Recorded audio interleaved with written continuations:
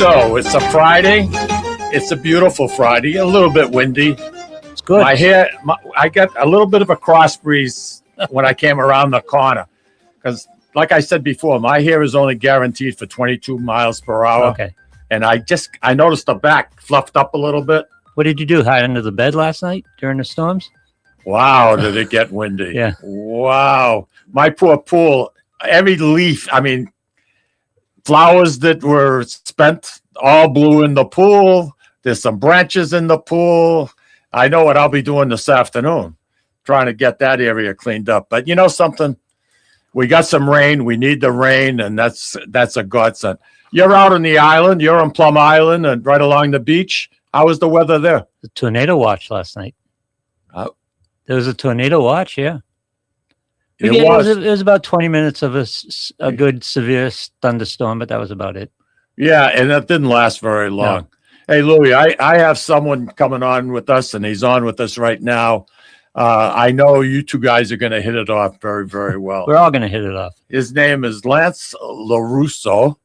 And with that last name, I would think that he's part Italian. Lance, not so much, but Lorusso, he's got to be part Italian. I know he does. He's an attorney. He's an author.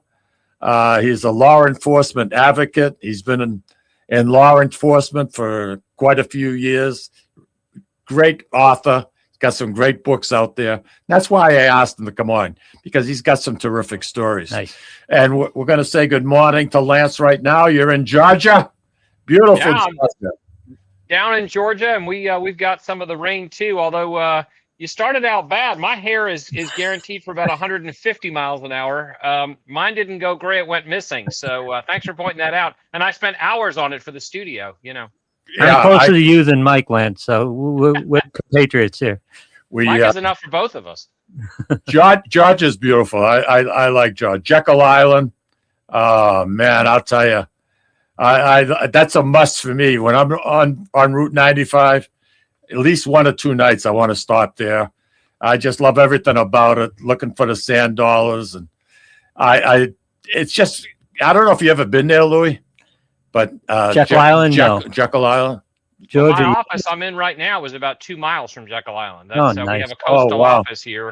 I have a main office in Atlanta and one in Columbus, Georgia, but I'm literally 2 miles from Jekyll Island right now, St. Simon's Island. It's absolutely beautiful. A lot of history down here too. A lot of history. 3/4 of the wealth at one time was located on that island during the war. Wow. They evacuated. They asked everybody to leave. Oh wow! And some of the old mansions are still there. I mean, they're just beautiful. I love the way you drive onto the island.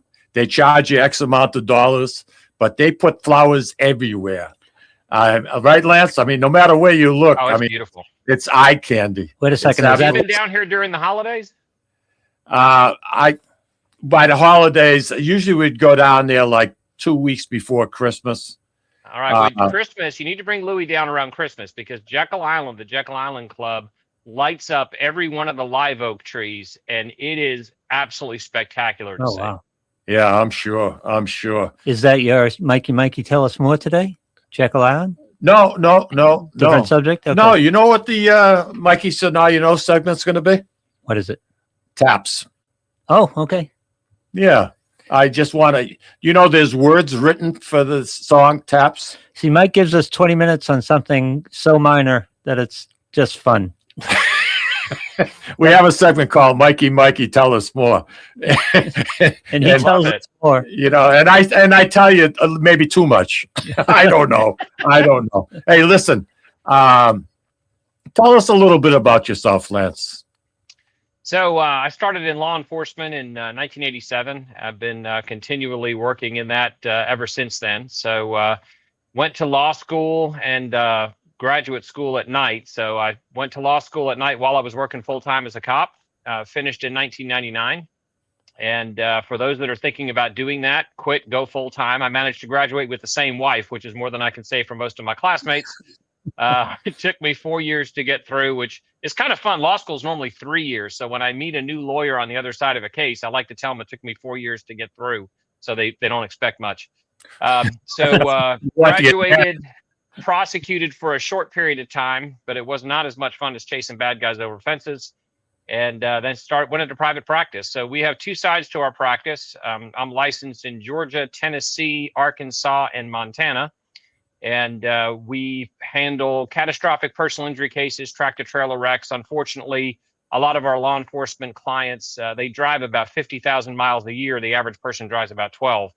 And then the other side is devoted to most of what we're going to talk about today, which is representing our heroes, our public safety heroes, police, fire, EMS. I've represented 191 officers in shootings, and my firm is well over 360. Some very high-profile cases that you've seen. I have cases in Michigan, Alabama, Georgia, Arkansas, Tennessee.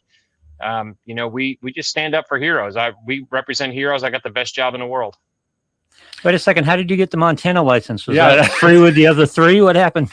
First of all, we have cases in Montana. They're great folks out there. I love the area, and just got admitted out there so I could give some help to some of the law enforcement officers out there. Nice. Very nice. Hey, listen, Lance, you've appeared on ABC. You've been on Fox News, CBS, CNN, BBC, and other media outlets. One of them was the Russian show. What was that? Please explain that to me. What kind of an interview did you do on the Russian studio? Well, I assure you I did in English. I'm almost fluent in English, but my Russian's extremely rusty. First of all, I have a face for radio, so it was kind of surprising I've been on that many places. But Radio Russia is actually pretty fascinating. Radio Russia wanted to interview me during the Trayvon Martin case down in Florida. All right. And the interviewer came on. Sometimes you've been in this industry a long time, both of y'all have. Sometimes you get a few leads. Sometimes you get, hey, we might talk about this or that. They wanted to talk about the constitutionality of the case. And I said, okay, I thought they were going to talk about, the right to self-defense and all the other issues that were prime in the case. They wanted to know why, at the time, President Obama just didn't declare the defendant guilty and move on with the case. It's very interesting. So I got to have a very good discussion with someone about our awesome United States Constitution and our presumption of innocence and how trials work. It was fascinating, but that's really what the Radio Russia interview was about. It kind of threw me off a little bit, but it was a great opportunity. So you introduced them to due process, right? Yeah, that whole it was in all the papers, and sometimes people forget about due process, but everybody's entitled to it. What's the National Fraternal Order of Police? The National Fraternal Order of Police it's actually an international organization, but the National Fraternal Order of Police is several 100,000 officers from around the world. I think they're close to 400,000 in the United States. It is a fraternal organization that does everything from advocate for officers to support them. And there's another side of the law enforcement that the public doesn't see. And it's kind of, I equate it to our scriptures, Isaiah 6:8, send me. So when you have a devastation, like, just give you an example, like Katrina. We all heard about the devastation of Katrina and all the terrible things that happened down in New Orleans and on the Gulf Coast. But there were law enforcement officers who went to work every day. Those officers had to take care of other families while their own families were fending for themselves. So the Fraternal Order of Police will go down and support those folks. They have a dart trailer. They take donations. And it's everything from cooking a meal so those folks can actually have a chance to eat to helping rebuild their lives, because they're putting their lives at risk for strangers. The Fraternal Order of Police, it's an amazing organization. A lot of us forget that a police officer has a family and responsibility just like us. And when he has to leave his family to go take, like you just said, to take care of other families, that has got to be one of the hardest decisions to make. And you got to really have an understanding wife. I mean, that's important, because she'll say, how about us? I have no power. I have no water. Those are the things you don't realize. It's like a doctor. A doctor has the same problems that you and I have, but you want it all to be all about you. you know, as a patient. So you have to put yourself in a situation sometimes. You know, this cop is a human being. He's got responsibility. He's got pressure. He's got everything else on his shoulders, just like us. So, I mean, I'll tell you it's another something example. that we overlook very, very easily. Yeah, and it's easy to forget that, you know, there's a lot of husbands and wives who are both in law enforcement. And I'll give you an example of that sacrifice you talk about. Now, this sounds a long Hurricane Andrew. Now, this is like ancient history for some people. I remember talking to somebody who was down there, and an officer showed up for roll call, and they had a uniform that was dirty, and it had tire marks on it and mud on it. And her supervisor asked her, "What, you know, are you okay?" Thinking, "Hey, thank you for being here. Are you okay?" And she was apologizing for the condition of her uniform. Her house had blown away. And she walked around her neighborhood finding pieces of her uniform to put on so she could go to work to protect people. You saw that in Hurricane Sandy up where you are. I mean, they're amazing people, and it's an honor to represent them every day. No, you know something. I'm glad they have an advocate like you. I mean, to be there to give them something, because they're an open target. You know, with cell phones today, Lou, somebody takes a cell phone video, but it's portioned. You don't know what led up to what caused that officer to do what he's doing, supposedly. And you don't know the whole story. How would you like to be spit on? You wouldn't. No. Would you retaliate? I know you would. But with these videos, all you see is the smallest little segment of the true story. And all they're interested in is seeing the cop go after a particular person and try to knock it off. You're so vulnerable. A police officer is so vulnerable. It's unbelievable. Lance, let me ask you, because it's foremost on everybody's mind right now. It was certainly in the last 6 months. Do you consider DEI, and I'm not DEI, the feds and immigration enforcement, ICE, are they part of the law enforcement community as far as you're? Absolutely. The federal officers, you know, are taking a huge hit. And it's, you know, everybody thinks about the ICE officers and they're performing a job. And as I tell people, if you don't like what they're doing, then change the law. It's just that simple. You know, we've seen this campaign that we don't want officers stopping people for tag lights being out and expired registrations. And that's a policy decision you can make, but don't blame the officers for following the law. And then I also follow up that if you did that 20 years ago, Timothy McVeigh and this guy named Ted Bundy would still be at large. So knock yourself out. But, you know, the issue with ICE, and I was just doing an interview about this the other day, we're seeing something unique coming from those cases. We're seeing people, there's nothing peaceful about swarming around an officer when they're trying to make an arrest. And they actually are getting within hand's distance and shoving the officers while they're trying to make an arrest. You may disagree with the arrest, but that's for someone to bring up in court. These are incredibly dangerous scenarios they're getting together. And I'm calling it swarming because that's what they're doing. The officers don't know if the person approaching them is a protester who has gotten their, their blood pressure up too much and they're out of control, or if they're trying to stick a knife in their back. So, you know, we've seen throughout history examples of peaceful protests that were hijacked for bad purposes. We saw 5 police officers in Dallas shot and killed. A lot of people forget they were providing security for an anti-law enforcement rally. And then we saw the horror that happened with a group of people gathered and 2 evil folks decided to plant a bomb at the Boston Marathon. So law enforcement is constantly looking not only at the person in front of them, at the entire crowd. And, you know, it's an interesting concept when people, we now have a new thing in the vernacular, Mike. This is interesting. Now we have a mostly peaceful protest.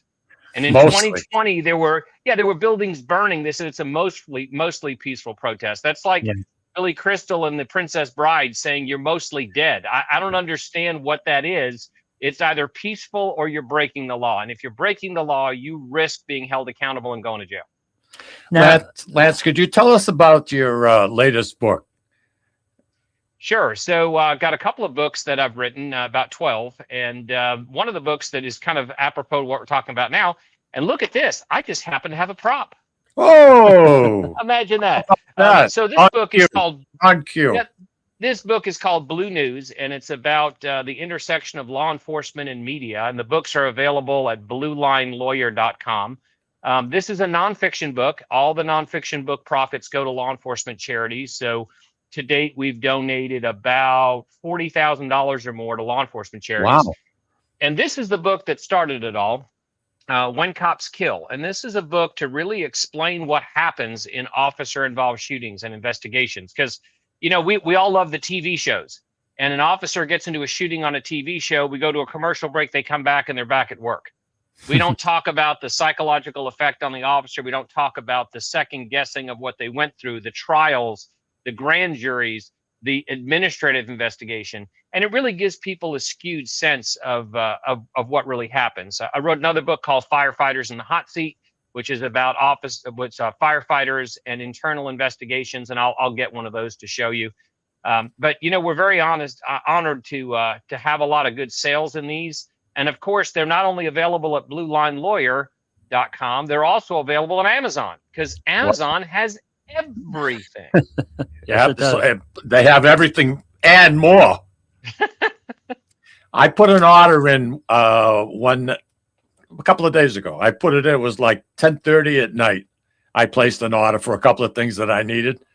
Yeah. 4:30 in the morning the next day, I had it behind my door. Wow. It's unbelievable. I can't even. Let's do a challenge. Let's do a challenge. Somebody listening to your show right now, order Blue News and see if they can get it delivered before noon. I like it. I like it. I like it. Your books. I know you write fictional and nonfiction. What's easier for Lance Lorusso to write? Oh, wow. Great question. When I get into the nonfiction mode, I'm trying to solve a problem. So like Firefighters in the Hot Seat was, if you're going to run into a burning building and you're going to put your life at risk for people, the last thing you should have to worry about is somebody asking you questions about whether or not you showed up 5 minutes late to work. Let's put things in perspective. Let's realize that we need to respect the job people are doing. So those are pretty mission driven. I can get those going pretty quickly. The the fiction books, quite frankly, those are that's my escape. As you said, I'm Italian. I am Italian. And I can forget to eat when I'm writing a book. I can literally write for 5 or 6 hours and start getting a little peaked, look up and go, okay, that's my Zen. I've got 3 things, fortunately, that let me just kind of escape from the craziness. And if you have, I know you have firefighters and law enforcement listening, you have got to stick to something that lets you get out of your own head and escape the tragedies and horrors that we see. And I'm fortunate. I drive a car around a track. I shoot long distances, and writing books. I'm fortunate that I have 3 ways to get out of it. Let me ask you, the blue wave, and I'm putting a blue in quotes, the blue wave against police has been going on for, 2008 and beyond there, from defunding police to the ICE resistance and things like that. You must see it how it extends into the courts as well, because courts no longer are impartial areas of judgment. They are often on one side of the political fence or the other and rule that way. Are you running into more resistance that way? It can be pretty scary. I'll tell you, the defund the police movement was the fastest conceived, implemented, and failed social policy in United States history. So yay them. We all knew it was going to fail. The law enforcement officers were saying all you're going to do is pull resources against people who, need it. I can remember as a cop sitting near the bus stop of a really, really bad apartment complex, the place that cops won't go into without a backup officer. And I would sit there, and people literally accused me of taking advantage and getting people going to work who didn't have tags on their car, didn't have insurance. What I was doing was making sure that the kids waiting for the elementary school bus didn't have people harass them, trying to get them to join gangs and try to sell them dope while they were waiting on a bus stop. Yeah. So, when you take those resources away, they're not leaving the metal detectors in front of the city hall that the city commissioners like to hide behind. they're taking it away from the people who really need it. Yeah, no question about that. It's a again, I'm going to get back to being a patrolman and the pressure that's put on them because they're scrutinized constantly. Yep. I mean, people are watching them. They're looking for something. They're looking to create a problem. They want to sue the city. They want to sue the police department. It's tough. Yet, when someone's in trouble, who do they call? They call the police. And yet, today, when I grew up in the 50s, we had a lot of respect for the cops. You know, we had like a neighborhood. You had neighborhood cops, which doesn't exist anymore. But the officer, it was always Mr. You respected him. You know, he'd come around to the schools. There was a considerable amount of respect and well-deserved. And they were great. They were great at the schools and helping out. And, you know, today, I don't think I'd have the constitution to be an officer, not to put up with the BS that goes on today. I just couldn't do it. I tip my hat. I told you, I recently had a member of my family just retire from the police department. And you know something, I'm glad he did, because the pressure it puts on the family, especially if you have young children, you got young girls, and you're hearing the ridicule and the accusation, that the problems that come up that they're just trying to create. It rubs off, and the girls have got to hear it at school say, yep, that's tough.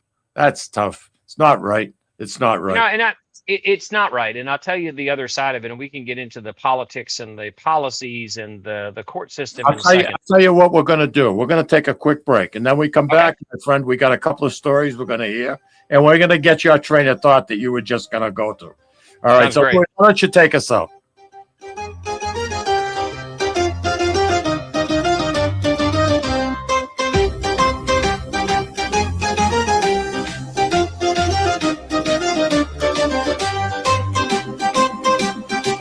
Of You, Me, and Sicily. I want to talk to you about Tommy Amin and the great staff at Butcher Boy Market. Families, foodies, and home chefs come together at Butcher Boy to talk good food and create traditions. They offer the best in quality cuts of beef, pork, lamb, poultry, and restaurant-style steaks and chops. Produce, all of their produce is hand-selected to complement any meal or even to make it your main course. Their deli serves fresh roast beef, turkey, and beautiful imported Italian cold cuts, cheeses, and antipasto. And don't forget the Butcher Boy Bakery, featuring sweet delectables from all over the state, as well as their very own bakery. That's Butcher Boy, where the secret to a great steak is, of course, the steak. Located at 1077 Osgood Street in North Andover, Massachusetts, in the Butcher Boy Plaza. Ciao! Legacy Care Law Firm provides estate planning and elder law services to people in the greater Merrimack Valley and southern New Hampshire areas, with offices in North Andover and Woburn, Massachusetts, as well as Nashua and Salem, New Hampshire. Discussing family and financial matters with an attorney can be intimidating, but our goal is to help you prepare for the future as you preserve your legacy. We help clients qualify for government medical benefits and ensure their estates are preserved for their families so they don't need to worry about their estate being wiped out by high nursing home expenses. Legacy Care Law Firm attorneys are here to support your journey toward a more secure financial future. This is Tom Zappala. Located in the heart of downtown Haverhill, the Haverhill Beef Company is a full-service, old-fashioned butcher shop and meat market that continues to be a valued family tradition since 1952. Peter and Monica Carboni's Haverhill Beef offers individualized service from an outstanding selection of marinated sirloin tips, homemade sausage, marinated chicken, and thick, juicy Chairman Reserve steaks. Your family deserves the best, so call Peter at 978-374-4795 or visit their website at www.haverhillbeef.com. At Catadella Funeral Home, we reinvest in our business to provide your family with the best facilities. It begins with a beautifully landscaped exterior, parking for 250 vehicles, and a comfortable and inviting access to our renovated interior. Funerals can be costly, so you should review and compare plans to make sure you receive services that are fairly priced. I invite you to experience the Catadella difference in cost, facility, and service. Catadella's honoring and celebrating the lives of the people we loved, providing exceptional care since 1929. Italian artisan cuisine combines simple, fresh ingredients with time-honored preparation to create an incredible culinary experience. At Tuscan Kitchen, located in Salem's historic Depot District, talented chefs prepare everything in-house from scratch for all to see. Guests enjoy their meal literally in our kitchen as food is prepared right in front of you. Wood ovens burn from morning till night, roasting vegetables, baking bread, and firing delightful thin crust pizzas. Prime steaks are seared on a wood grill. A rotisserie slowly roasts marinated whole chickens and lamb, while a pasta maker creates fresh fettuccine. More than just artisan cuisine, Tuscan Kitchen features the wine bar, live entertainment, weekly wine tastings, and elegant private dining and event space. Call 603-952-4875 or visit TuscanKitchen.com to make a reservation and learn more about the culinary adventure that awaits. In Italy, cooking is an art form. Tuscan Kitchen. Experience artisan Italian. Play more, earn more, win more at Encore Boston Harbor. Sign up for Win Rewards today and score $50 in free play instantly. Score even more as you play your favorite games. New members will also receive $25 in free play for every 100 tier credits earned playing with your new Win Rewards card. Highly rewarding instantly. Visit EncoreBostonHarbor.com for more information. New members only. Further terms and conditions apply. If your loved one is experiencing problems with gambling and needs support, call 833-2750. Or visit gamblinghelplinema.org to speak with a trained specialist. Specialists are available 24/7 and services are free, confidential, and available in multiple languages. This is Cindy. And Mike Kunstler, Owners and operators of Four Oaks Country Club and Grazie Italian Restaurant in Drake, Massachusetts. Grazie Italian Restaurant is the hidden gem of the Merrimack Valley. Why is that? We have an incredible chef, Oscar Figueroa. In the words of local famous chef and restaurant owner Lydia Shire, Oscar thrives on hard work. He is capable and gifted. No one makes better food. Scallops, seared to perfection. House-made ravioli with farm-fresh local corn. And buttery, tender, lazy man's lobster, just to name a few. You have to come experience Grazie Italian Restaurant for yourself. Grazie Italian Restaurant, located at Four Oaks Country Club, 80 Meadow Creek Drive in Drake, Massachusetts. Hope to see you soon.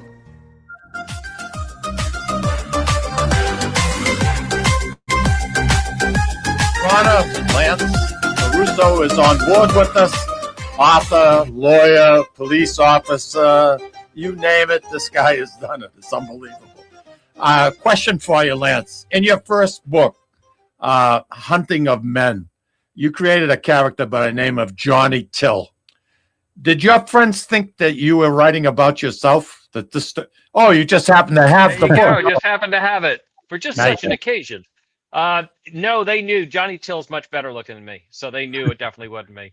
No, I mean, as far as experiences and what. Yeah, I'll tell you what I did. I basically looked at a conglomeration of real cops, and what I wanted to do was tell the real cop story. So the women in that book are incredibly powerful and strong because that's what law enforcement women are like. I tell people, if you want to read the story about the alcoholic homicide detective with 7 ex-wives who beats everybody up, go read somebody else's book. I represented a SWAT commander one time. He showed up to a hearing.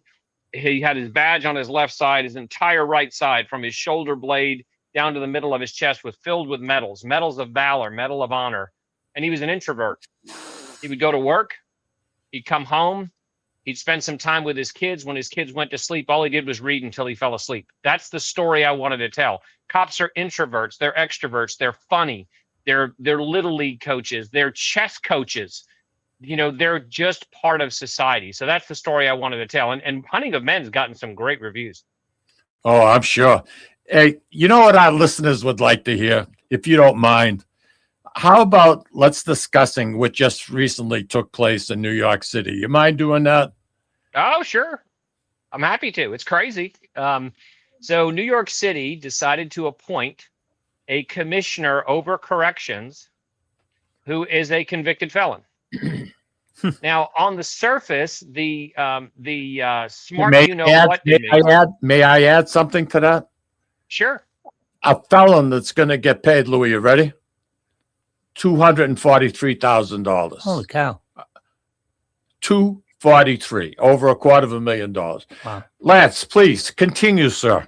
You know, and this is a trend that we've seen. We've seen people talking about, well, we need another perspective. We've seen felons put on police review boards. That happened out in Salem, Oregon. And now we're trying to put a person who is a convicted murderer on a police review board. Now we've got this guy in New York City. Saying that we need their perspective, and to all the law enforcement officers, we don't need their perspective. We were able to investigate your crime and arrest you and prosecute you successfully without your help. So clearly we didn't need you. But this is part of an anti-cop movement, an anti-cop notion that you really don't know how to do your jobs better. And from the couch in my house, while I'm sitting there eating my Cheetos, watching how you're getting, beaten up and swarmed and all this stuff happening to you, I'm going to appoint somebody to tell you how to do your job.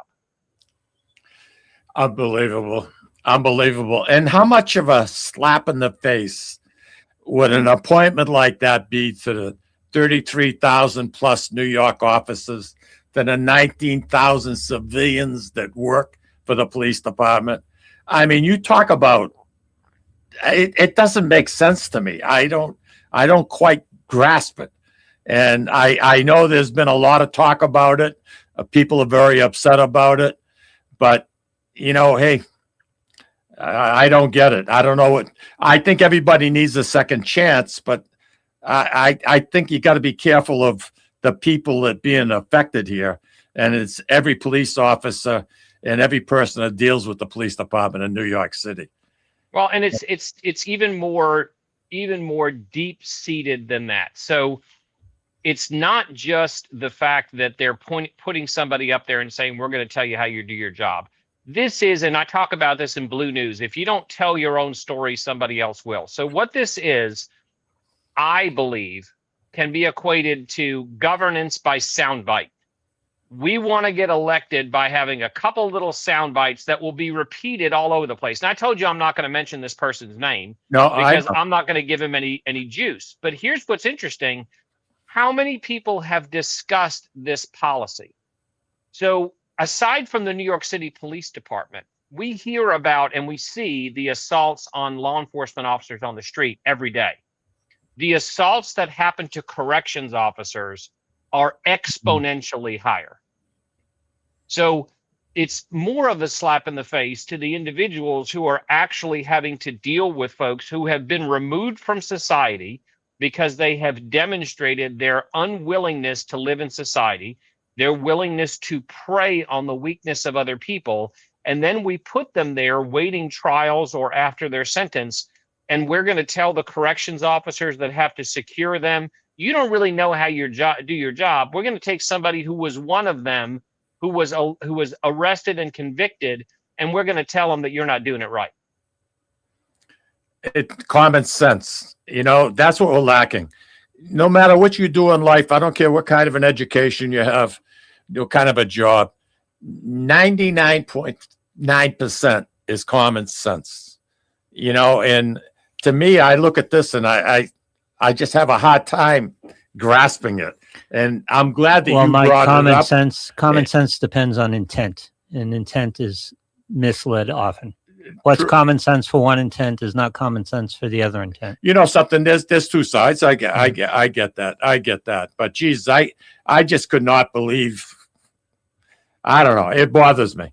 You had another story in Oregon. You wanted to tell us about that? And let me kind of point to the heart of that. When you say common sense, I absolutely think you're right. But that's why this is generating so much. You have to start with a premise that the individuals making these decisions are not stupid. They're smart. They are doing it for a calculated reason. They are thinking 3 and 4 steps ahead. In Oregon, Salem, Oregon, now he's been removed, but there was a man who committed a murder. I'm going to let that sink. No, we don't like dead air, but I want you to think about that. This is not a guy who shot a burglar in self-defense and there was a dispute about it.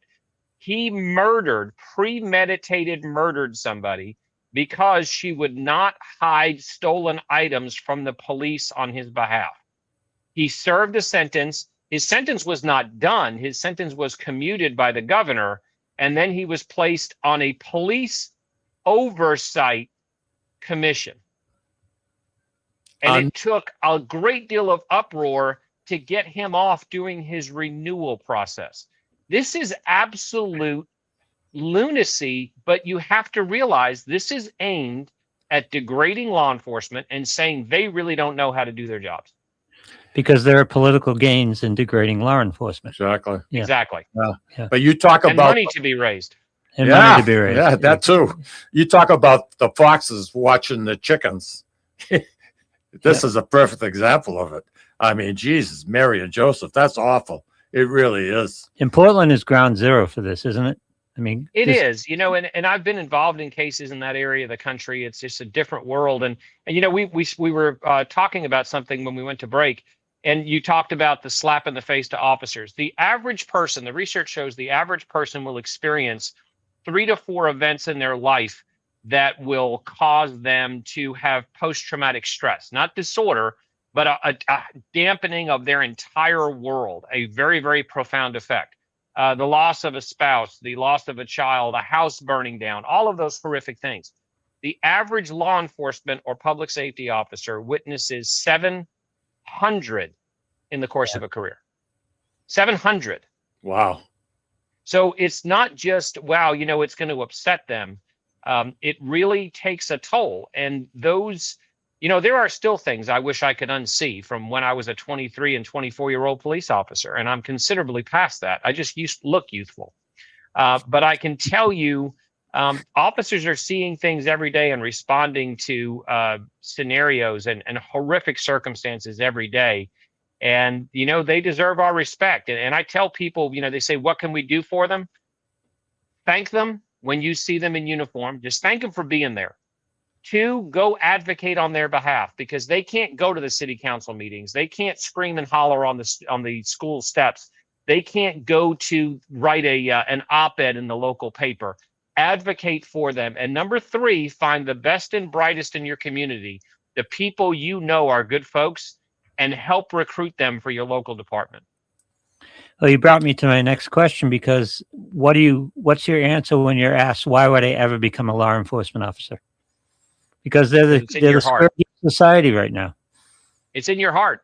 And, you know, I see young officers. I'm actually encouraged with all the crazy stuff we see. I see young officers every day signing up to be part of law enforcement, and it encourages me a great deal. And we were talking about one of the books that I definitely want to talk about, Peacemaking. It's about a cop's walk with Christ. And people ask me if it's a fiction book. I said, well, it depends on your belief system. But there are far more prayers said in the front seats of police cars than the back. But there's a bunch of movies and books written about how people found Christ after they committed a crime. Those law enforcement officers that move forward, that do this job every day, if they don't have religion on their side, then they're just tougher than me. Yeah, that makes a lot of sense. That makes a lot of sense. Louis, I mean, I don't know.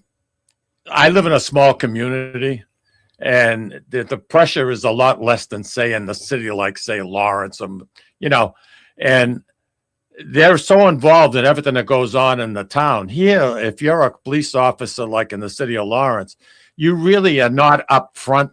You don't get involved in too many things. You might be a coach for a little league, maybe. Yeah. It's just they take a step back because they don't want to be in the limelight. Right. Hoping that, you know, thank God I'm not going to do something wrong that's going to get picked up, or somebody perceives it to be wrong. That's the problem. That's the problem I see. I don't get it. Your books. You have any ticklers out there? Like maybe one of the books could be turned into a movie. Oh. You know, people have talked. You'd be the star. You'd be the lead. Okay. Of course. Oh, of course I would. I just passed my own screen test. I mean, look at that. I would tell you that some people have told me about Hunting of Men. You know, and I have a review up, and people can see it.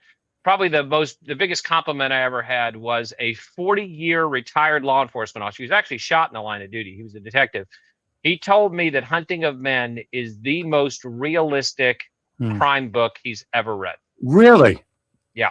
Beautiful. Wow. Talk about a testimonial. We don't pull punches. You know, I want people to understand the toll this takes on officers, and we're not going to fictionalize it. You know, these cases are raw. They affect them. They stay up at night. It affects the way that they see the world. And I'm very proud of Hunting of Men. There's several sequels that are not out yet. Those will be. And then in September, I'm having a book come out called Serve Others, Live Without Fear. That's a motivational memoir. And I love the title. Kind of philosophies about what drives me, because people have asked, but also what drives, you know, public safety. Why do they do the things they do? How do they get through all of these trials? So it's Serve Others, Live Without Fear, and there'll be more out on our social media, LinkedIn, Facebook, Instagram, and all the other outlets. I can't think of two more full-time jobs than an attorney or an author. So how in God's name do you do both? I love it. One is an escape. You know, the writing is just lets me get out of my head a little bit and think. You know, I have some very heavy cases. I have some cases with law enforcement officers charged with murder. I have a case with an officer right now in federal court. He shot someone who was shooting at him and was charged with murder. That shooting took place August 5th of 2016, and we are still litigating it. So, you know, I need my downtime so I can prepare. And just like the officers that we talk about, where they're stopping cars, they're answering calls, the firefighters running into buildings, they have to have those outlets. I need mine too. And I have a great team of 8 lawyers at my firm. And we also just started something called the Blue Line Lawyer League, where we're getting like-minded attorneys and running training classes.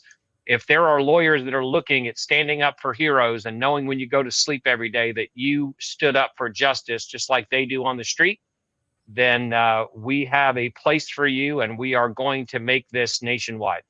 Let me reiterate the question I tried to ask you earlier. Do you find that courts are falling on one side of this line or the other? Because I imagine protecting a police officer in Boston is completely different than Montana, for example. Definitely the accents. I will definitely tell you. Yeah, I will say that over and above, except for some very, very small circumstances, we've seen the courts playing it straight. You may see a judge here or there that doesn't follow the law, but I'm a litigator. So as we say, that's why God made appellate courts. On my YouTube channel, you can see some of the oral arguments I've been honored to do on behalf of officers. We had an officer charged or fired. The charges were dismissed criminally. They didn't charge him, but he was fired and dealt with a termination when he shot and killed somebody who was trying to kill him. So they're long-standing, but over and above, we see the courts actually doing the right thing. The problem is, though, Louis, that path, as I told you, we have one officer I represent who's been dealing with this for 10 years. That path is devastating financially, morally, socially, ethically. As Mike said, you know, people being ostracized, their kids can't go to school. But that's one of the things you mentioned. The Fraternal Order of Police has an outstanding legal defense program that they can join and not have to worry about mortgaging their house to stay out of prison. Give the website and the YouTube channel, Lance. So the YouTube channel, you just go to YouTube and search for Lance Lorusso, and Blue Line Lawyer is the website for me. And then just Google FOP, the National Fraternal Order of Police, is an outstanding organization. And the legal defense plan, if you're in law enforcement and you don't have the FOP legal defense plan, you really need to think about what you're doing to protect yourself. Wow. You know, you put a lot on the table, a lot to think about. And some of the stories you mentioned are just, it's hard to believe. It really is. I know it's hard to believe. I know the 14th Amendment kind of protects people, like a felon can hold office. I get that. Somebody accused of being a felon. The 14th Amendment, the only thing that they can get you on is treason or a revolution or something like that, where you cannot hold office.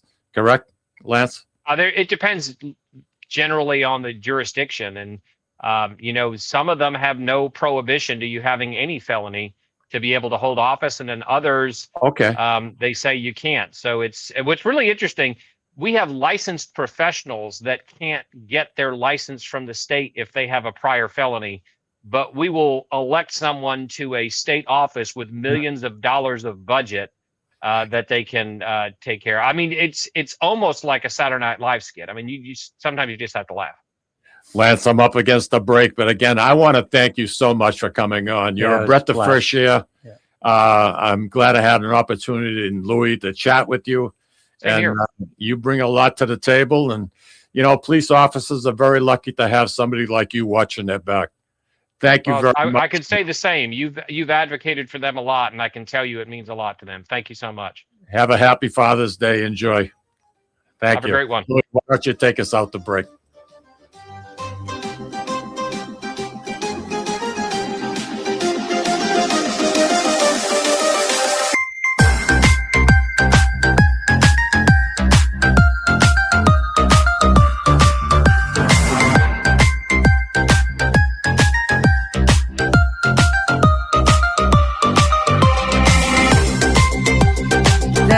Of You, Me, and Sicily. I want to talk to you about Tommy Amin and the great staff at Butcher Boy Market.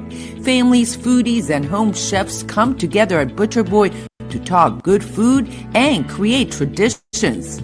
They offer the best in quality cuts of beef, pork, lamb, poultry, and restaurant-style steaks and chops. Produce? All of their produce is hand-selected to complement any meal or even to make it your main course. Their deli serves fresh roast beef, turkey, and beautiful imported Italian cold cuts, cheeses, and antipasto. And don't forget the Butcher Boy Bakery, featuring sweet delectables from all over the state, as well as their very own bakery. That's Butcher Boy, where the secret to a great steak is, of course, the steak. Located at 1077 Osgood Street in North Andover, Massachusetts, in the Butcher Boy Plaza. Ciao. Legacy Care Law Firm provides estate planning and elder law services to people in the greater Merrimack Valley and southern New Hampshire areas, with offices in North Andover and Woburn, Massachusetts, as well as Nashua and Salem, New Hampshire. Discussing family and financial matters with an attorney can be intimidating, but our goal is to help you prepare for the future as you preserve your legacy. We help clients qualify for government medical benefits and ensure their estates are preserved for their families so they don't need to worry about their estate being wiped out by high nursing home expenses. Legacy Care Law Firm attorneys are here to support your journey toward a more secure financial future. This is Tom Zappala. Located in the heart of downtown Haverhill, the Haverhill Beef Company is a full-service, old-fashioned butcher shop and meat market that continues to be a valued family tradition since 1952. Peter and Monica Carboni's Haverhill Beef offers individualized service from an outstanding selection of marinated sirloin tips, homemade sausage, marinated chicken, and thick, juicy Chairman Reserve steaks. Your family deserves the best, so call Peter at 978-374-4795 or visit their website at www.haverhillbeef.com. At Catadella Funeral Home, we reinvest in our business to provide your family with the best facilities. It begins with a beautifully landscaped exterior, parking for 250 vehicles, and a comfortable and inviting access to our renovated interior. Funerals can be costly, so you should review and compare plans to make sure you receive services that are fairly priced. I invite you to experience the Catadella difference in cost, facility, and service. Catadella's, honoring and celebrating the lives of the people we loved, providing exceptional care since 1929.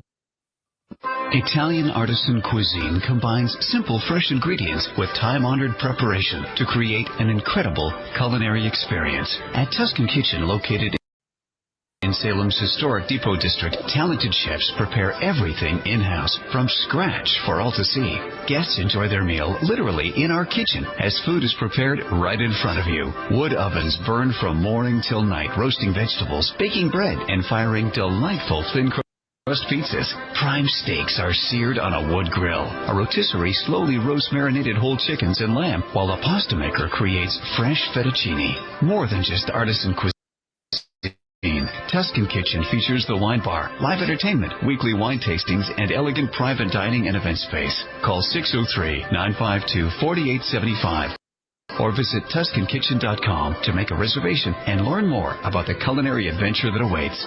In Italy, cooking is an art form. Tuscan Kitchen. Experience artisan Italian. Play more, earn more, win more at Encore Boston Harbor. Sign up for Win Rewards today and score $50 in free play instantly. Score even more as you play your favorite games. New members will also receive $25 in free play for every 100 tier credits earned playing with your new Win Rewards card. Highly rewarding instantly. Visit EncoreBostonHarbor.com for more information. New members only. Further terms and conditions apply. If you or a loved one is experiencing problems with gambling and needs support, call 800-327-5050 or visit gamblinghelplinema.org to speak with a trained specialist. Specialists are available 24/7 and services are free, confidential, and available in multiple languages. This is Cindy. And Mike Kunstler. Owners and operators of Four Oaks Country Club and Grazie Italian Restaurant in Drake, Massachusetts. Grazie Italian Restaurant is the hidden gem of the Merrimack Valley. Why is that? We have an incredible chef, Oscar Figueroa. In the words of local famous chef and restaurant owner Lydia Shire, Oscar thrives on hard work. he is capable and gifted. No one makes better food. Scallops, seared to perfection. House-made ravioli with farm-fresh local corn. And buttery, tender, lazy man's lobster, just to name a few. You have to come experience Grazie Italian Restaurant for yourself. Grazie Italian Restaurant, located at Four Oaks Country Club, 80 Meadow Creek Drive in Drake, Massachusetts. Hope to see you soon.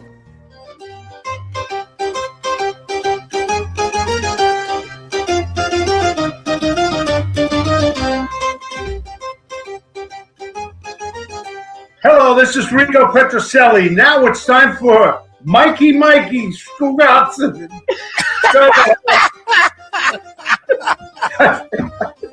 Time for Mikey. Oh, Right. Hold on. Take two. Hello, this is Rico Petroselli. Now it's time for Mikey. Tell us more. I think, thank you. I think I have to say thank you to Rico for that. I think. I'm not 100% sure. Today, on our Mikey Tell Us More segment, I thought that something we'd like to talk about, taps. And most of you have been to a military funeral, and you know how emotional hearing that bugle, how it puts a lump in your throat. And I thought today I would like to tell a story behind the song. And we're going to go back to 1862, Lewis, during the Civil War, when the Union Army captain Robert Ellicombe was with his men near Harrison's Landing in Virginia. The Confederate Army was on one side of this narrow strip of property and land that they were trying to take over, and on the other side, there was the Union Confederate side. There was the Union on one side, Confederates on the other side, on a small piece of land. During the night, Captain Elcombe heard the moan of a soldier who lay severely wounded on the field, not knowing if he was a Union or a Confederate soldier. The captain decided to risk his life and bring the stricken man back for medical attention. He crawled on his stomach through the gunfire that night. The captain reached the stricken soldier and began pulling him toward his own encampment. When the captain finally reached his own lines, he discovered it was actually a Confederate soldier. But the soldier, unfortunately, was dead. The captain lit a lantern, and he suddenly went numb with shock. In the dim light, he saw the face of the soldier. It was his own son. Oh, my God. His own son. Can you imagine? That's wild. The boy had been studying music in the South when the war broke out. Without telling his father, he enlisted in the Confederate Army. Oh, my God. The following morning, heartbroken, what are the odds? The father asked permission of his superiors to give his son a military funeral. His request was only partially granted. The captain had asked if he could have a group of the band, the Army band, play for his son at the funeral. The request was naturally turned down since the soldier was a Confederate. But out of respect, Lou, for the father, they did say that they could give him only one musician. And the captain, he chose a bugler. He asked the bugler to play a series of musical notes that he had found in his son's pocket, a piece of paper in the pocket of his son's uniform. This was granted. The haunting melody we now know as taps used at military funerals was born. And there are words to it. Are there? And the words go something like this. Day is done, gone the sun from the lakes, from the hills, from the sky, all is well. God is nigh. Fading light dims the sight, and a star gems the skies, gleaming bright from afar. Drawing nigh falls the night. Thanks and praise for our days neath the sun, neath the stars, neath the sky. As we go, this we know God is nigh. Those are the words to the sound of tap. And I'll tell you, I don't think there's anything more touching, especially if it's a dreary day, like it's cloudy and, you know, and you have someone out there that can play the bugle and play taps, not the electric versions that they're doing more and more now, but to play it. And I just found this to be an extremely interesting story behind how taps was formed. And I tip my hat to Sam Poulton, who owns WCAP, who has our show airing right now. Sam retired a lieutenant colonel, and he does a lot of military funerals. He goes around and he volunteers, and he goes and he plays live taps, not the recorded taps. Now, and he does a fantastic job on it. I give Sam so much credit. It's so touching to me to hear it. And I had the pleasure of being with Sam when we were in the Army Reserves. I was his drill instructor before he went to basic training. And to see him stay in all these years, make it up to lieutenant colonel. And he got called to active duty quite a few times in those years. But boy, I tell you, the man can play a fantastic bugle. Just absolutely fantastic. So I hope you guys enjoyed that today. That's our Mikey Tell Us More segment. And next week, we'll have something else in store for you. And speaking of next week, guess who's coming in? And I don't think he's coming in empty-handed either. Al Letizia. Yeah. I can't wait to sit down with him. We have a big event happening in the town of Wyndham. And the governor's going to be there in celebration of 250th anniversary, but it's also Wyndham Town Days. And there's a beautiful park that's going to be dedicated by our governor. And you should see the work that's going on. I had a meeting this week, and boy, I'll tell you, things are moving along. There's going to be trucks there for food. There's going to be some marching bands. I mean, it's going to be done right, and we're looking forward to it. And that's on the 28th of June, I believe. It's on the last Sunday of the month. And we're going to be emceeing the event, yours truly, which is exciting for me. Nice. Because it's a little out of my comfort zone, and I like doing stuff like that. But there should be a good crowd. You should see this park they're doing. They're dedicating Indian rock, and it's like a coliseum. You should see the pieces of granite that they've put in place. It's an amazing, like an amphitheater, Louis, in a semicircle. It's hot. It's just, you have to see it. I give everybody in the town of Wyndham a lot of credit putting something like this together. And anywho, we got a lot going on, but we're almost out of time. I just want to wish that everybody a fantastic happy Father's Day. And do you have any plans? Are you working, Lou, on Father's Day? I'm working Father's Day, but Monday we'll celebrate Father's Day. Okay. What do you got any ideas? No, I'm leaving it up to them. You're going to be spoiled rotten? I don't know. I'll leave it up to them. Really? You have no clue? Nope. You know, I never had children, and but I've had quite a few godchildren. Yeah. And you know, to me, they're like my kids. Yep. And when they do well, I'm so proud of it. So I can understand what it's like to be a father. Oh yeah, it's great. And you know something, Mother's Day, Father's Day. I was thinking about my dad this morning driving down here, and he was my best friend. I miss him dearly. I drove him crazy. I drove my parents nutty because I was always in trouble. And you know something, they were so understanding. And you know something, I didn't go to prison. I didn't go to jail. I'm still here. I didn't hurt anybody. Yep. But like I said, Lou, happy Father's Thank Day you. to you. Thank you. You too.